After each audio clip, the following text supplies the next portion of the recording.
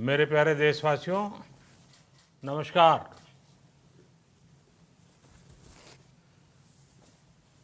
Corona वैश्विक महामारी के खिलाफ लड़ते लड़ते अब हम अनलॉक 2 में प्रवेश कर रहे हैं और हम उस मौसम में भी प्रवेश कर रहे हैं जहां सर्दी, जुकाम, खांसी, बुखार ये सारे न जाने क्या क्या होता है, ये मामले बढ़ जाते हैं।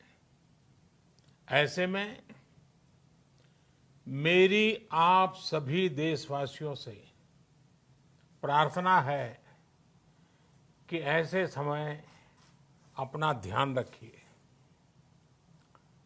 साथियों, ये बात सही है कि अगर कोरोना से होने वाली मृत्यु दर को देखें तो दुनिया के अनेक देशों की तुलना में भारत संभली हुई स्थिति में है।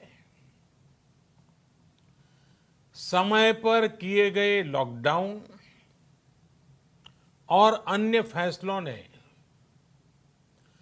भारत में लाखों लोगों का जीवन बचाया है, लेकिन हम ये भी देख रहे हैं कि जब से देश में अनलॉक 1 हुआ है, व्यक्तिगत और सामाजिक व्यवहार में लापरवाही जरा बढ़ती ही चली जा रही है। पहले हम मास्क को लेकर, 2 गज की दूरी को लेकर 20 सेकंड तक दिन में कई बार हाथ धोने को लेकर बहुत सतर्क थे, लेकिन आज जब हमें ज्यादा सतर्कता की जरूरत है तो लापरवाही बढ़ना बहुत ही चिंता का कारण है। साथियों, लॉकडाउन के दौरान बहुत गंभीरता से नियमों का पालन किया गया था। अब सरकारों को, स्थानीय निकाय की संस्थाओं को, देश के नागरिकों को फिर से उसी तरह की सतर्कता दिखाने की जरूरत है। विशेषकर कंटेनमेंट जोन्स, उस पर तो हमें बहुत ध्यान देना होगा। जो भी लोग नियमों का पालन नहीं कर रहे हैं, हमें उन्हें टोकना होगा, रोकना होगा और समझाना भी होगा। अभी आपने खबरों में देखा होगा, एक देश के प्रधानमंत्री पर 13,000 रुपये का जुर्माना इसलिए लग गया क्योंकि वो सार्वजनिक स्थल पर मास्क पहने बिना गए थे। भारत में भी स्थानीय प्रशासन को इसी चुस्ती से काम करना चाहिए। ये 130 करोड़ देशवासियों के जीवन की रक्षा करने का अभियान है। भारत में गांव का प्रधान हो या देश का प्रधानमंत्री, कोई भी नियमों से ऊपर नहीं है। साथियों, लॉकडाउन के दौरान देश की सर्वोच्च प्राथमिकता रही ऐसी स्थिति न आए कि किसी गरीब के घर में चूल्हा न जले। केंद्र सरकार हो, राज्य सरकारें हो, सिविल सोसाइटी के लोग हों, सभी ने पूरा प्रयास किया कि इतने बड़े देश में हमारा कोई गरीब भाई बहन भूखा न सोए। देश हो या व्यक्ति, समय पर फैसले लेने से, संवेदनशीलता से फैसले लेने से किसी भी संकट का मुकाबला करने की शक्ति अनेक गुना बढ़ जाती है। इसलिए लॉकडाउन होते ही सरकार प्रधानमंत्री गरीब कल्याण योजना लेकर आई। इस योजना के तहत गरीबों के लिए 2.25 लाख करोड़ रुपए का पैकेज दिया गया। साथियों, बीते 3 महीनों में 20 करोड़ गरीब परिवारों के जनधन खातों में सीधे 31,000 करोड़ रुपया जमा करवाए गए हैं। इस दौरान 9 करोड़ से अधिक किसानों के बैंक खातों में 18,000 करोड़ रुपए जमा हुए हैं। इसके साथ ही गांवों में श्रमिकों को रोजगार देने के लिए प्रधानमंत्री गरीब कल्याण रोजगार अभियान तेज गति से आरंभ कर दिया गया है। इस पर सरकार 50,000 करोड़ रुपए खर्च कर रही है। लेकिन साथियों, एक और बड़ी बात है जिसने दुनिया को भी हैरान किया है, आश्चर्य में डुबो दिया है। वो ये कि कोरोना से लड़ते हुए भारत में 80 करोड़ से ज्यादा लोगों को 3 महीने का राशन, यानी परिवार के हर सदस्य को 5 किलो गेहूं या चावल मुफ्त दिया गया।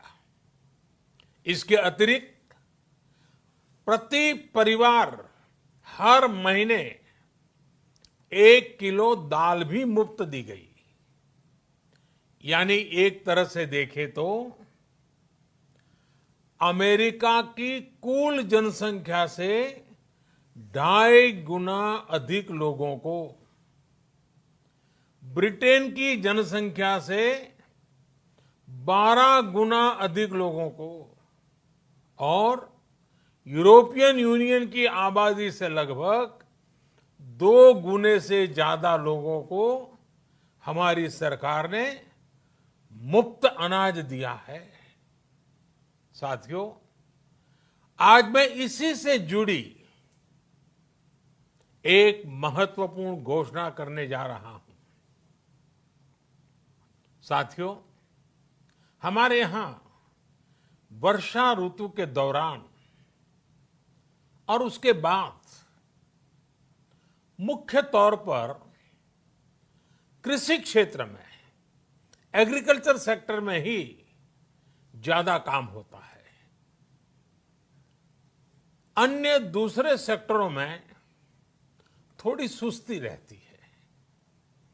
जुलाई से धीरे धीरे त्योहारों का भी माहौल बनने लगता है। अब आप देखिए, अभी 5 जुलाई को गुरु पूर्णिमा है, फिर सावन शुरू हो रहा है, फिर 15 अगस्त आएगी, रक्षाबंधन आएगा, कृष्णा जन्माष्टमी आएगी, गणेश चतुर्थी आएगी, ओणम होगा और आगे जाएं तो काटी बिहू है, नवरात्रि है, दुर्गा पूजा है, दशहरा है, दीपावली है, छठी मैया की पूजा है।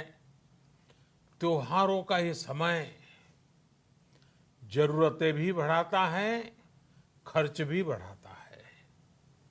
इन सभी बातों को ध्यान में रखते हुए ये फैसला लिया गया है कि प्रधानमंत्री गरीब कल्याण अन्न योजना का विस्तार अब दिवाली और छठ पूजा तक, यानी नवंबर महीने के आखिर तक